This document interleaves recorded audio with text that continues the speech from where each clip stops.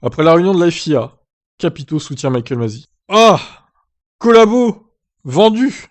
Alors que la FIA mène des discussions approfondies avec les équipes et les pilotes dans le cadre de l'enquête, Masi peut compter sur le soutien de Capito, dont le pilote Nicolas Latifi est à l'origine de cette intervention de la voiture de sécurité.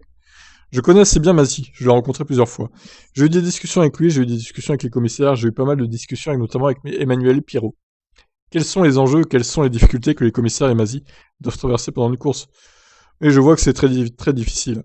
Mais je pense qu'il le gère très bien, vu tout ce qui se passe. Et Masi est très professionnel et je ne crois pas que quiconque au sein de la FIA ou les commissaires ont une préférence. À aucun moment. Une équipe ou un pilote. C'est absolument 1000% sûr et certain. Capito pense que les décisions prises par Masi ce jour-là étaient toutes correctes et au-dessus de tout soupçon. Eh ben mon vieux, on n'est pas du tout d'accord avec Capito là. Hein.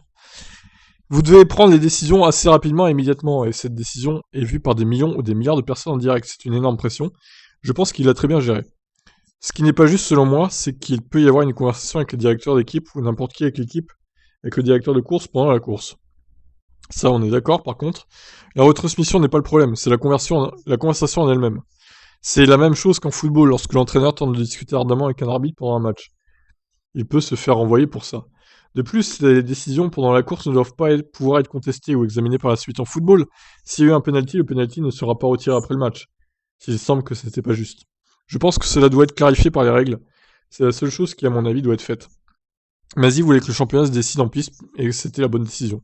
Lorsqu'on lui a demandé s'il pensait que la décision était juste envers Hamilton et Mercedes, qui ne pouvaient pas répliquer au tout pour le tout de Red Bull, rentrer et chausser des pneus tendres en espérant que le safety car reparte, Capito est franc. Je dirais que c'est comme la vie. Si vous dites que le sport est absolument juste, qu'est-ce qui est juste? La vie est-elle juste?